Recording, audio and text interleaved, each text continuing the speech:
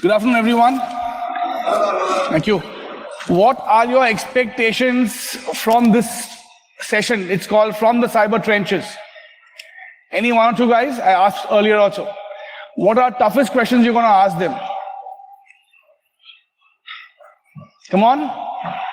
Well, I'll tell you one thing. Today's session is all about failures and how you can learn from them. And how having that I have been hacked on my resume is actually a plus thing. Right? That's the whole lesson of today's. So, next slide.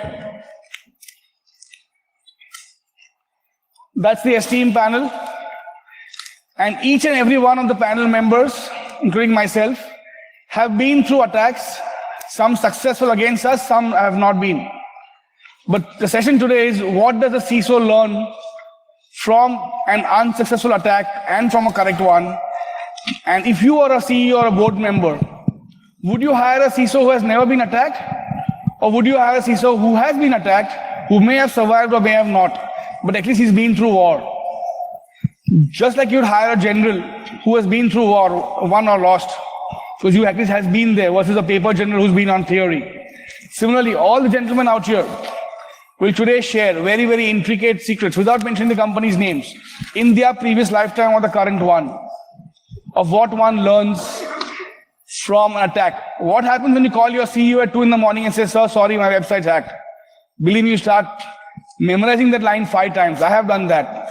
In that 5 days of firefighting, or 2 days, you grow 5 years. You know, the white hair here and white hair here sometimes shows that, and shows yours.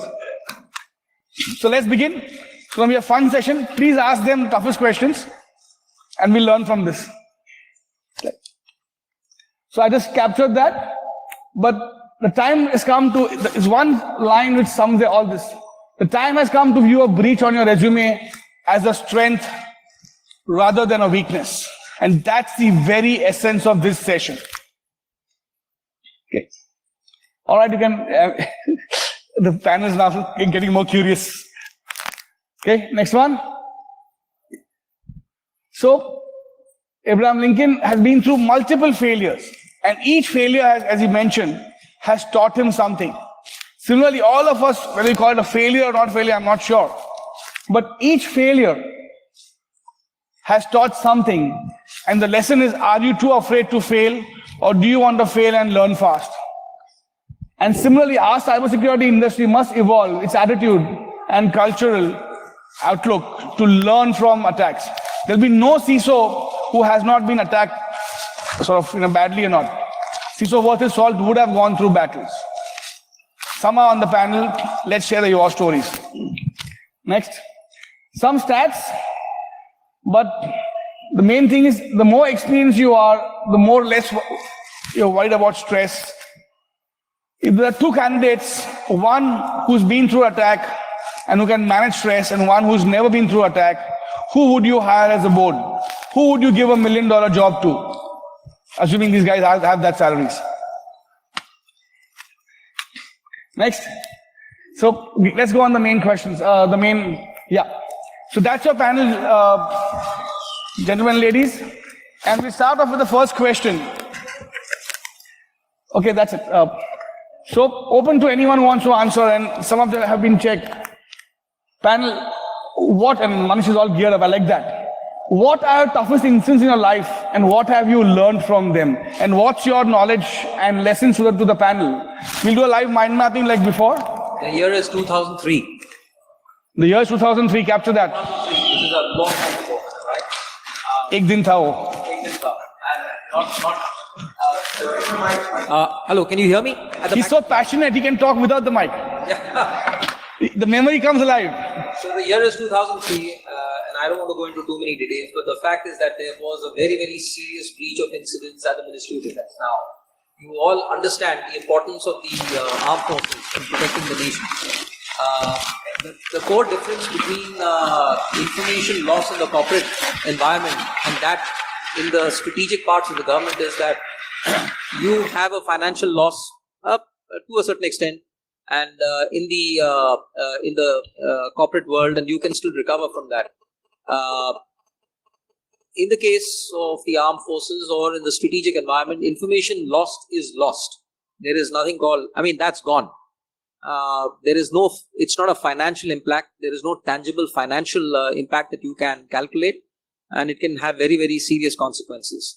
And if this happens on account, we had an interesting session, Burgess, in the morning where we talked about the human factor. I don't know how many of you attended that, but insider threat continues to be a very, very major factor. And where there is a motive, where there is a reason for doing that, right? Where you want to benefit. And hence, this is something that one can't afford to ever forget in strategizing. Right? Absolutely. Now, for what you're saying, the other gentlemen, for them, job is important, so is data, some OT. But in your case, lives of people were at stake because national security, agents, counter agents, espionage, that information, if it leaks, imagine our spies in another country. Because some people make the mistake, have made done the cardinal sin of transacting information for financial benefits, right? But it has very, very large. What is your lesson from that? So again, one of the major lessons. Let's remember this is 2000. This is 2003 to 2003, 2004, where not much awareness around cybersecurity was there, particularly amongst the leadership. And I think one of the biggest lessons for that was that go back to basics. Have a layered approach to security. Have multiple controls internally. You have to evolve. You have to exploit the people, process, technology part to the hilt. The same basic fundamentals which we talk, left, right, and center. Go back to basics. Yeah, Jack. From your experience, what's the toughest experience? How do you learn from that? I think, since this is a CXO group of people, I'm sure a lot of technical aspects will come out. What I want to add is the optics matter of a cyber incident. Yeah. You have to learn how to manage the optics of an incident, because it's not just you as a CXO who's involved in an incident. It's you, your company, your CXOs, your employees of that company. If a cyber incident brings a whole organization down, those people, however much, 1,000, 5,000, 10,000, might be out of a job in a few months' time. The optics of how you manage a cyber security incident is very important. We would like to say that I will do everything by the book. Whatever is right, I will do that, and I'll disclose. Is there really a book for CISOs? Huh? Is there really a book for CISOs how to respond? And there isn't. That's why we are learning. I think life experiences are the book that we write for it. Right. So go ahead, Venkatesh. Yeah. So I think without even getting into specifics of any incident as such, I think two things, of course, echoing what. Do you have a year for your incident? Huh? Do you have a year for your incident, like Manish? No. Even if I'm I don't want this to be a career-limiting kind of statement. So I would say two things are very important, and many of us have gone through it. In 2017, there were incidents, right? And there were incidents also in the past. So I've gone through a few of them, but I would say two things in addition to what both the gentlemen said is one is not to panic. So at that time, we are stressed out. Your team is stressed out also. So you are actually. So at that time, you want to build a crack team. We can always say, I will open my incident response book and you will follow all that. But it's most important that, you get your best guys, the guys who will walk on water. Basically, you got to get those two guys into that room, into that war room, and they will be the guys leading this entire analysis process for you. That's one thing. And you cannot panic, because if you panic, the entire team will panic. The other important thing which I learned is communication. So, and we will again talk about external communication. I'm not talking about that.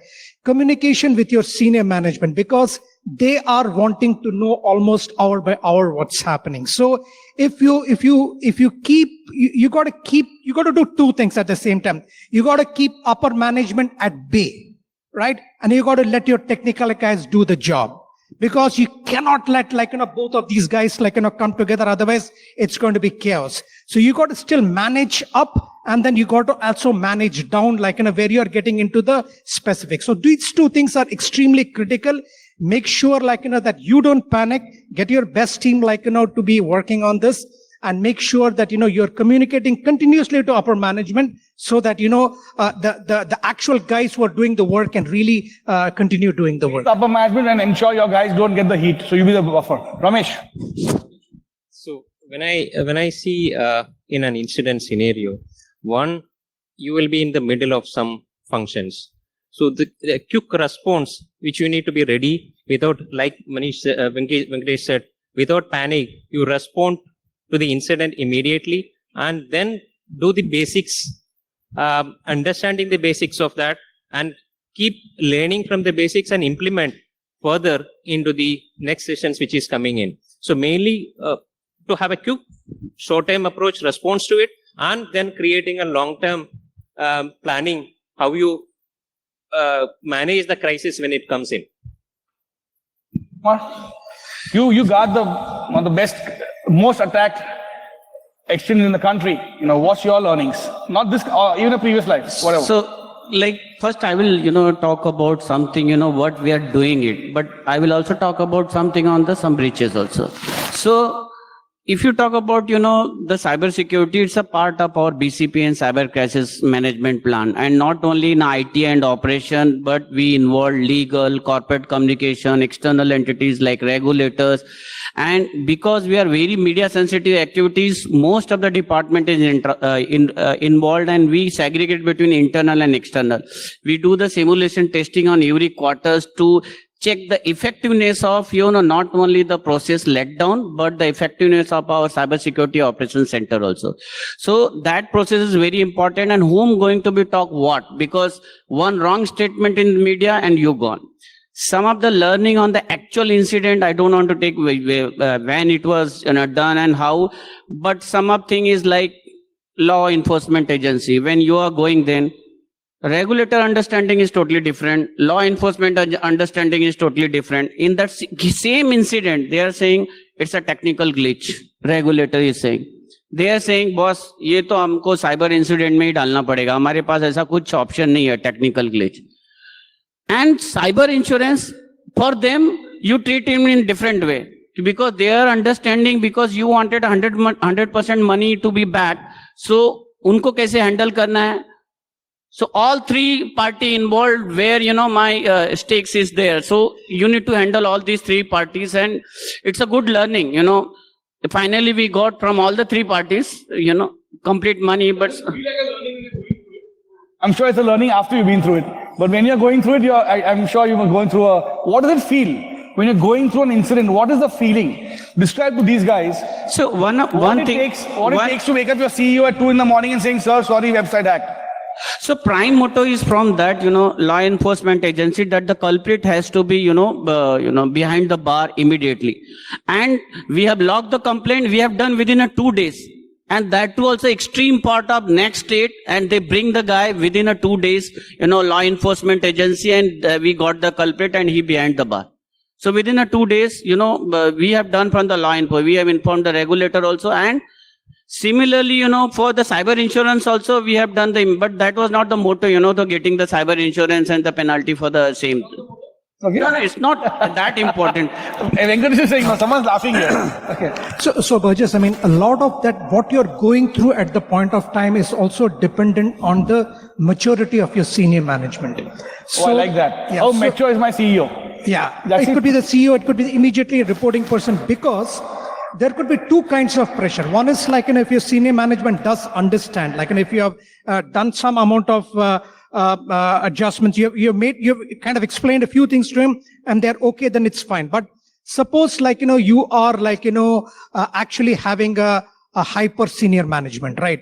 And then every half an hour is this update, that update, etc. If they're continuously asking, then you may start feeling that, am I going to have a job tomorrow, right? Is the updates that I'm providing, is this good enough, for them? So sometimes, at least I would say I've been fortunate, at least in my scenarios, to have top management who are reasonably understanding. So, but that may not always So be the case. would you think of will I have a job tomorrow comes to the mind? I just like to comment on what he said. I would say, Louder. I would say that in most of the cases, the senior management is fairly mature in their outlook, provided and they have a fairly mature response. I think where many organizations the internal components fail is where you do not brief the senior management. Companies top of the line, yes, you've done the research. The smaller companies who may not have done this drill every quarter, do you think their management is well? So as far as the smaller companies, if you talk about this perspective, this is a fairly large organizational perspective, Correct. right? Including from where I come and where I am. If you're talking about small companies, well, small companies, senior guys are reasonably grounded. If they are an ITS company, then they're fairly tech savvy. Even if they are in a non-IT ITS kind of a thing, they are fairly savvy, and they are more grounded. They really know what's happening, and they are more connected with because it's a small team. So there's less likely to be a lack of communication. The problem is largely in bigger organizations where yes, it could be in a bigger organization. If you do not take the trouble of informing and briefing the senior management in time, in a manner and in a way that they understand. So I think the biggest mistake that the community does is use technical jargon, make it overtly complicated. And that drives the stress level of senior management who have absolutely no idea about IT security. And you need to simplify it.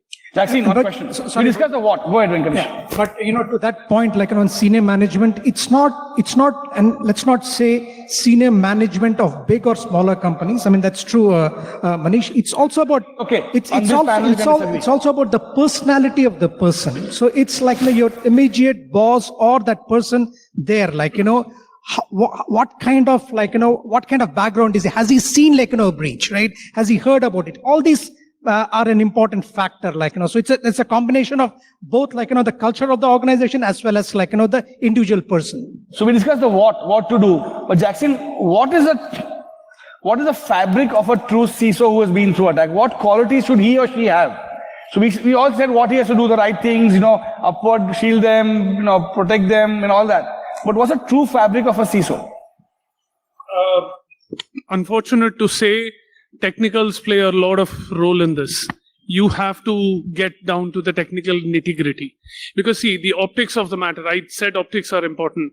Everybody else says, no, don't panic about it, don't. But all of this confidence and all of this can be given to everybody, whether it's upstream, downstream, is only if you are fairly, I'm saying 99.9% sure of what you're talking. When you are sure of it, you exude that confidence.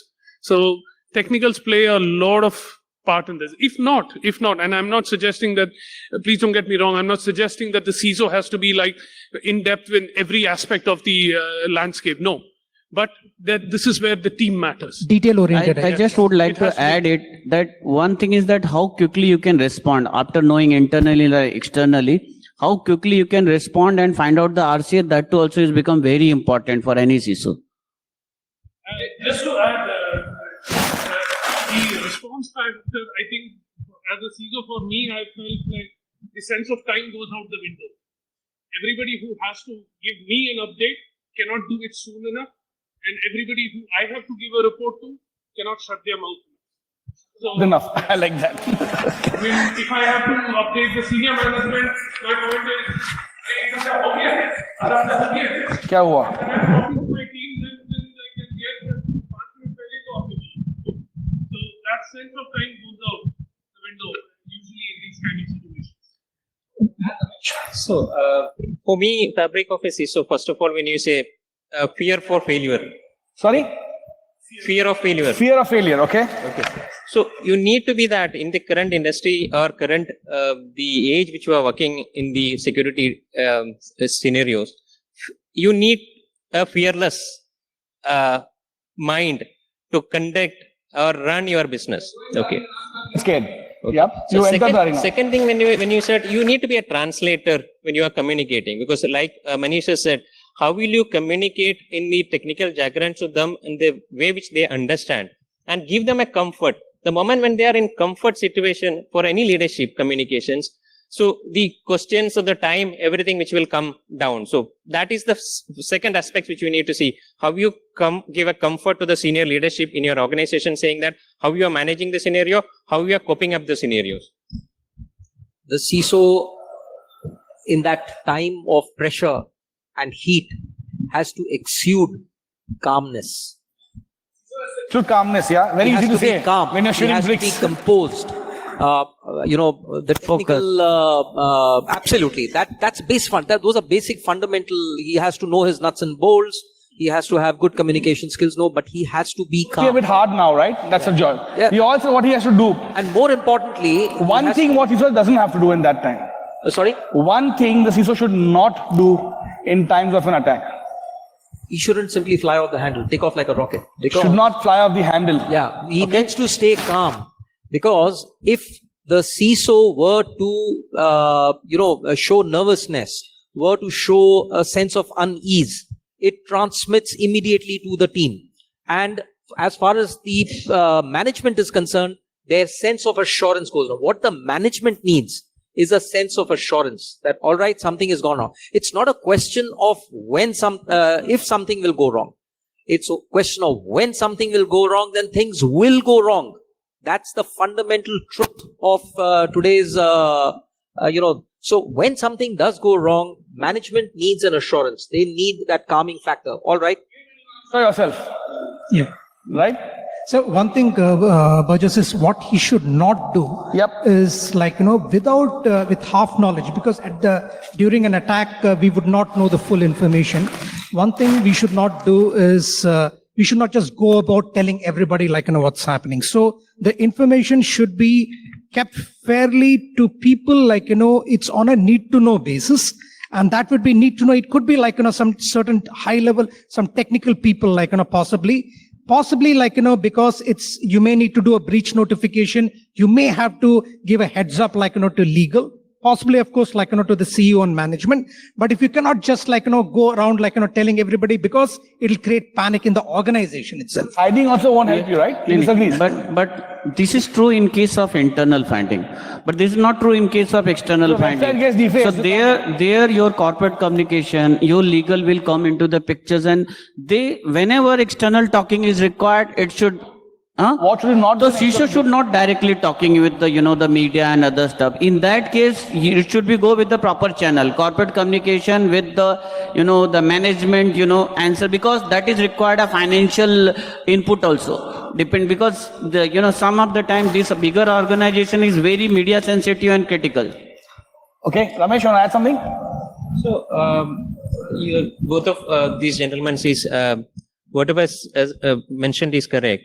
One thing which we shouldn't do is not panic, not sit on the team's head. So give them a comfort. First of all, you need a team to work on. So the war room which you are in, you should give the comfort. Sir, listen. The second aspect, when you are saying, like we said, you need to know where you need to communicate and what you need to communicate. Yet. Where you need to communicate, what you need to communicate. Where and how. Okay, and you may need to have a different script for different communication which you need to do. I'm making my notes. I can sell in the market after that. That's a very good point. And that's typically what organizations do for an external incident, because now you need to also respond. You do not have the luxury of waiting indefinitely from a branding and from a company perspective. So you need to have stakeholders within the company who you immediately reach out to: corporate communications team, legal team, regulatory team. So spokes from that. There should be a sort of a loose organization saying, okay, these are the people to reach out to. Tough questions. Mic's not working, gentlemen. A CISO's worst two questions. One is the CEO calls them and says, I got an email from somebody who's saying your website is hacked. I have stolen data. How do you respond to that? Your CEO got an email from someone, maybe a regulator, maybe a hacker who wants money or whatever else, and says, I have your company's information. Either it's a disclosure voluntary or for money. How does one respond to that? No, first we need to check in. Let me check, whether it is true or not. So No, we'll not call the hacker. We have our internal, 24/7 next gen cybersecurity operation team is there. On-premises team is there. We immediately call them. We'll check them. First of all, 24/7 monitoring is there in our case. If it is a worst thing that CEO is talking to me and saying that your, website is hacked. It should be come from my internal team. That boss, your site is hacked. So that first failure itself is there for the CISO itself only. So, but if you have a 24/7 team, so first reply, let me check internally and validate that incident is done or not. Once incident is done, we have created, the button for cyber crisis management, and we'll keep you on updating on that. And we have activate all, stakeholders on the same. So instead of panic it, you need to go with the process. I just got one word. First, investigate. Investigate the whole thing. I mean, there are multiple things to do depending upon what the situation is, but I think the whole thing is to investigate. Yeah, and if it's confirmed, I mean, like after you do the initial triage and all, see, I mean, many times we feel that, we cannot talk like, to whoever is the party. You got to talk. You got to talk like, in established communication with the party. Absolutely, it's there. I've done it. So Shikumar, you said don't talk, he's saying talk. What's the right thing? So after the triage, like, if you know that, Yeah. you got to talk Yes. to that party. So talk Jackson? after confirmation, yes. How do you talk to him? Phone him, email? So The that the channel can be anything, mostly in this kind of crisis scenario, best channel is a phone. Not email, that you are not start Who drafting will or the guy will give email. his phone number? See, I think all the key personnel in the organization phone number is available with all the CISOs. No, If it, the attacker will give his phone number. not the attacker will not give the phone numbers, So, But just I think one thing that you would do is first investigate, as I said, and figure out whether it is a yes or it is a no. And you said, okay, what if it's a yes? Yes. The next thing you would do an impact assessment. And it's not that impact assessment is going to take 10 light years. You do an immediate impact assessment. Is there something that I can do to to simply disconnect this guy or do some damage control, or is it really, worthy of going in that particular direction? Can I take some immediate countermeasures? So I'm assuming that there is some mechanism internally for 24/7 monitoring, and there is a crack team which is. Would you also call up your peer in, let's say, one telco to other telco, one bank to one other bank, or one exchange, saying this guy has called me? Has he called you also? Does that happen? In our case, yes. Informally. So, Burgess, a good question. The point is there are two things in this. The first is that, yes, it could be a possibility because, peer in the... 4 telcos, yeah. But or there 4 is a banks. second aspect to it, is that when you are talking to somebody, even on a personal level, you're not speaking on a personal level. Eventually, you're representing a company. Company level, yeah. Yes. You may speak personally. So should but you do you're that or not still- do? Yeah, but you're still speaking as somebody responsible for a company.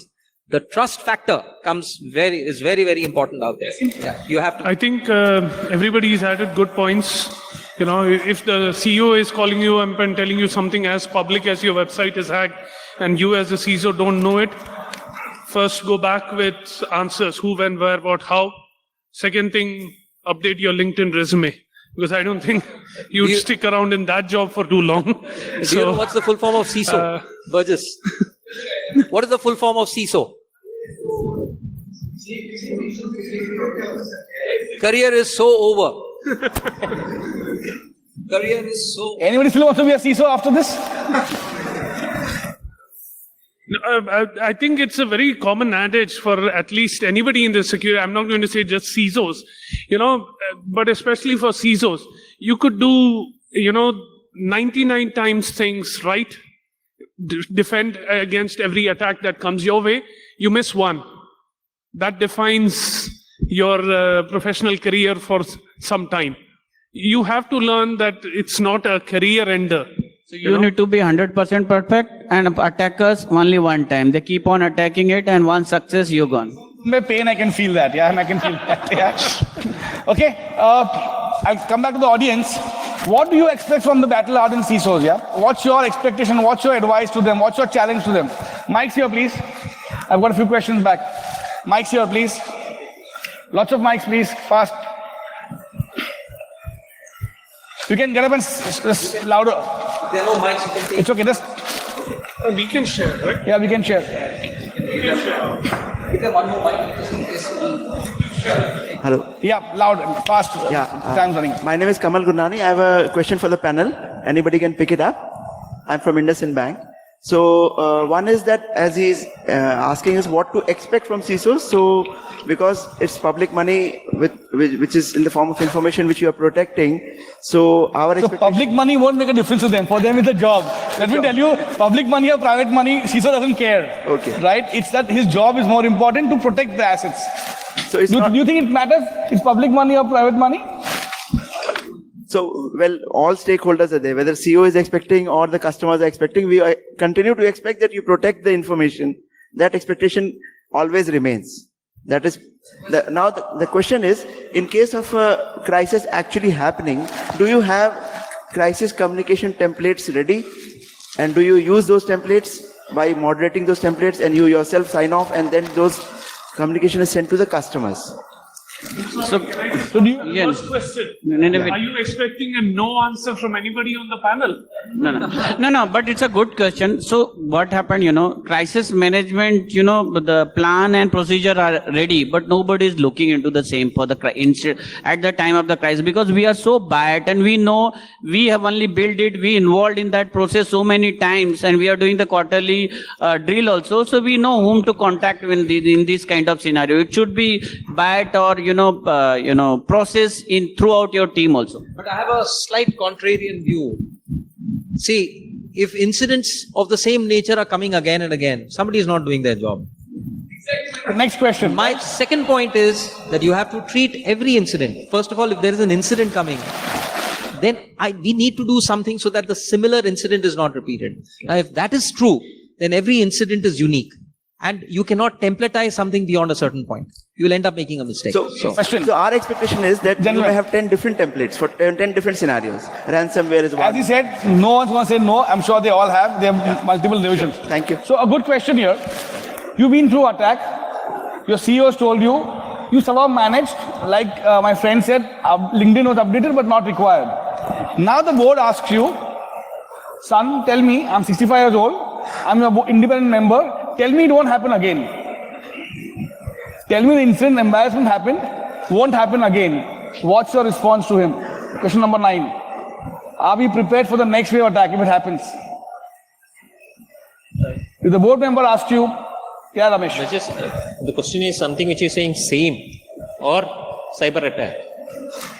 He says, my name has come, my company's name on whom our board has come in for the wrong reasons. Tell me, for your job's sake, this won't happen again. What have you done to ensure it won't happen again? So for me, you get a question like that? It's a fair question? Fair the board question. asked that? Yeah. Fair question. So it's everybody, because all of us are sitting as a cybersecurity practitioners. We are sure that we cannot give that assurance in the current scenarios. Then you're definitely gone. LinkedIn is definitely on. LinkedIn, that is what I said. You shouldn't be fear for no fear for failures. The second scenario when you are Fear for failures. Good one. No fear for failures. second scenario when you said you can only assure the board saying that whatever you are doing, basic things or the measures which you are taking is at least give them a comfort saying that 99% or 95% which you are giving them a comfort. Attack. He said, what assurance is that it does come through attack? So it's like we I like the full panel is raring to go. Man, come on. We can give the assurance that our locks are very tightened. Nobody is 100% today. But how? The locks just got broken. Yeah, no. It's see, and in the world, anything is broken, and all the top leaders are today. We know that they in the incident they're gone. But how security can be tightened?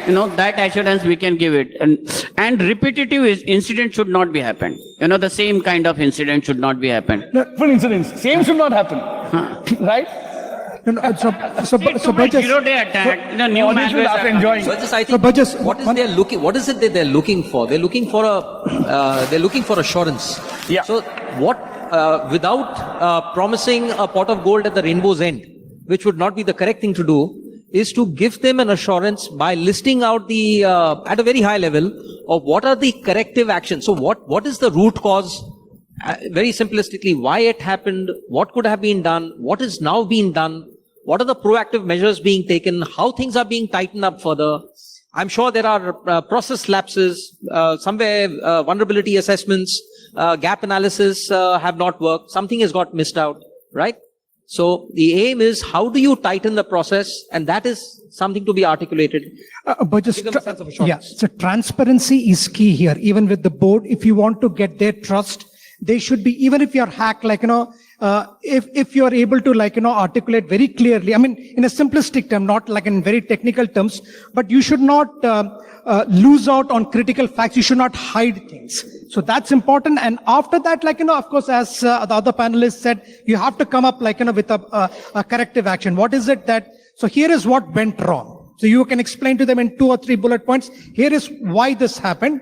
And here is why it will not happen. That you can always come back with. But I'm saying many times we always try to hide things, even not from the board, even from senior management, right? Because we don't want to look bad. But I think that is something that we should avoid. I think the cardinal mistake that anybody could do at that point in time is be unnecessarily defensive. Don't be defensive. So I'm telling you, the moment you go into an unnecessarily defensive mode, you can actually smell it.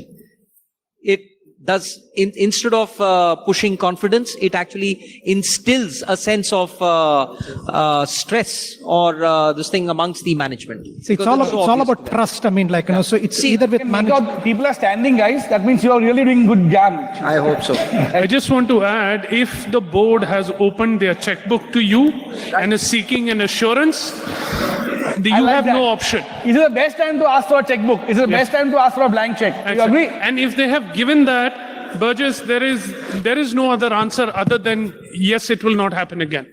For a fat check, not a fat paycheck. Absolutely. So there is no other option. Combination of both. He wants to make money on that. Yes. Give me money or I'll resign right now. Yeah, you're asking a question there. The guy in the blue shirt. Gentlemen, what's your question? Here. Yeah, please go ahead. Yes, I'm Akhil. My question is extension to Buggy's question. That Louder, sir, louder. Yeah, my question is extension to his question that if CEO has informed that something has gone wrong and immediately it is identified that this has happened due to some human error or a process failure and the person is identified, what treatment CISO will take? Because other point you told that not to panic. But here you know that something has failed, like human error or negligence has happened. So Sorry, I'm sorry. If it is identified as a human error, I think HR takes over at that point. The CISO will not be doing any consequence. Blame it on the HR. But even if it's a human error, I mean, you call it out, right? What is the human error? I mean, why hide that? You're not trying to defend anybody. You've got to tell what is that human error, right? See, there is a difference between mistake and negligence. Yeah. Right? Is there anybody, I'm saying anybody in this audience who can say that you have never made mistakes? I think the right thing to do is to analyze what went wrong, why it went wrong, why could it have gone wrong, whose mistake, if at all. Let's say if somebody made some mistake, and was it a mistake? Was it negligence? What's the impact on the company? Is there a sense of acceptance or unnecessary defense? Did you have to dig it out through some alternate channel through logs? Or did the person come out voluntarily and say, hey, look, I did a boo-boo? I mean, all these things, go into account. So there is no straight cut, cookie cutter kind of answer to your solution. Question here. That's extremely. Thank you. Last. Please, go ahead. The expectation was just shown by the panelist by sharing their mic. That is what is really needed. That slowly. The expectation from the CISOs was just shown by the panelist by sharing their mic. Sharing their mic. Sharing the mind. That is what is required. Are you satisfied? There are further two more to Would you hire them if you're a board member? $1 million salaries? it. Depends upon what is my requirement. I have a very small, quick question. Quick question is that how does the CISO deal with the internal blame game? There's a risk head, there's a legal head. CFO, CMO, my department, your department, OT, IT. What happens when the senior management is involved and they are now kind of a whistleblower to the entire process? How would they react to that scenario? So there's a breach is happening. That breach is coming. You open, even if, as he said, open a bigger checkbook. See, Manoj, see, Ma'am, my you wanna point ask a is that, question? irrespective of whether it is because of any senior management flaw, etc., I strongly, and this is my personal belief, is that as CISOs, we should not be playing politics at that particular point of time.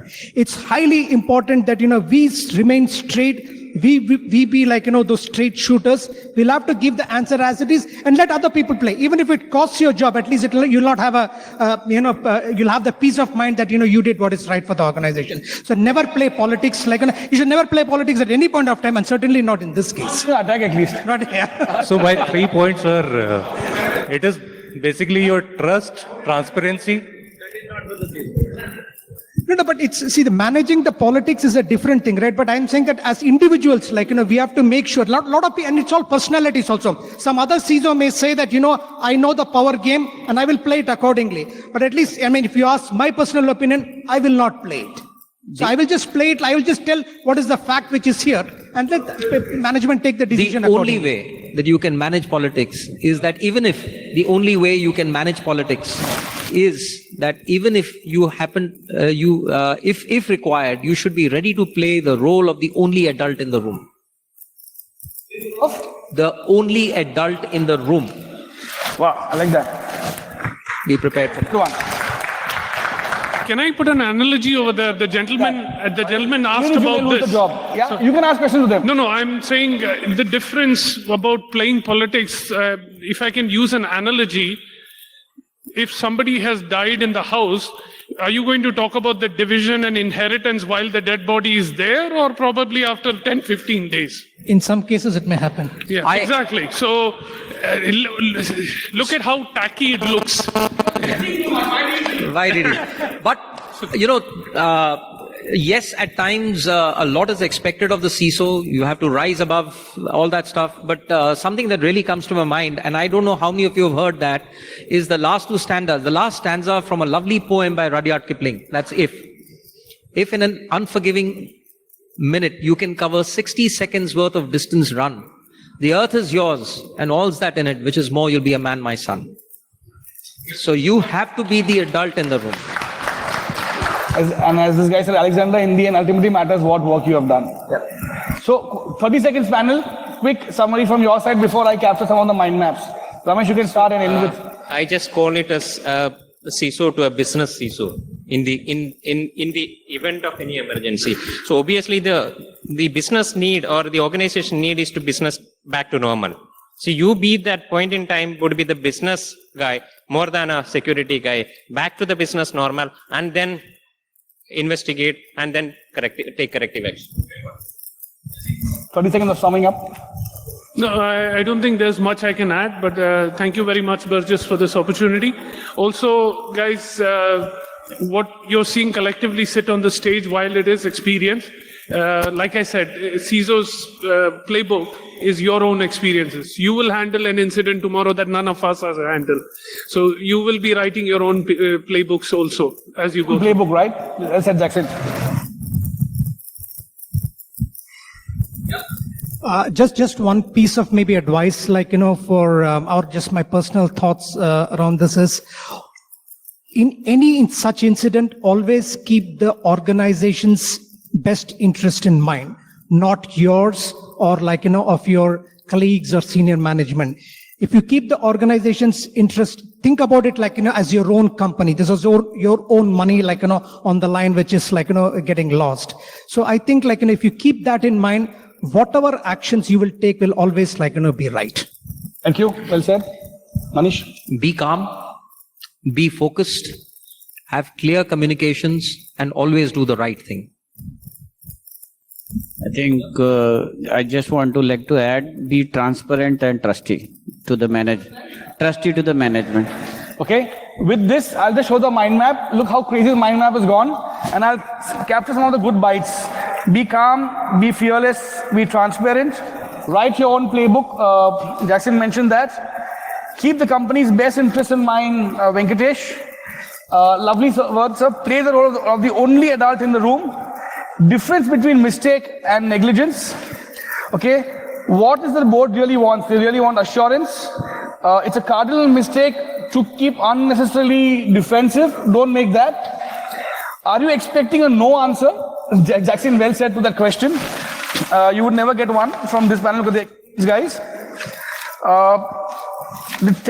Ultimately, the technical stuff matters to show, okay, optics is more important. What I need to report, you mentioned regulator asked one thing, somebody else has something else. The fear of failure, Venkatesh, you mentioned that. Ramesh mentioned be a translator. CISO has to exclude calmness. Should not fly off the handle, we think should not do. Should show assurance. Where and how to communicate. It's the worst thing the CEO tells you you've been hacked. CISO is, career is so over. Two things more. Wo ek din tha, 2003. Okay, go back to business. Learn how to manage the optics. You can't open your playbook then. It should be well ingrained. Make your own playbook. Okay, got to do two things. Keep the upper management at bay. Tum tumhara kaam karo. Get the lower guys to do the work. Test every quarter. Decide who will talk what. Understand your regulator. Okay, what to talk to senior management. How mature is my CEO? I love that, Venkatesh. How mature is my CEO? So, kya understanding hai? Do I update my resume on LinkedIn? And ultimately, as this guy said, Alexandra, what difference have I made is the ultimate difference for my company. And put your company's, as lightly said in the end, put the company's interest first. Forget the logo, forget the politics. You might survive, you might not. Somebody else will hire you. But you have been a battle-hardened CISO, and that's what matters in the end. With this, we conclude a great sort of discussion. Thank you so much, panel. Thanks, a lovely audience. Thank you, Burgess.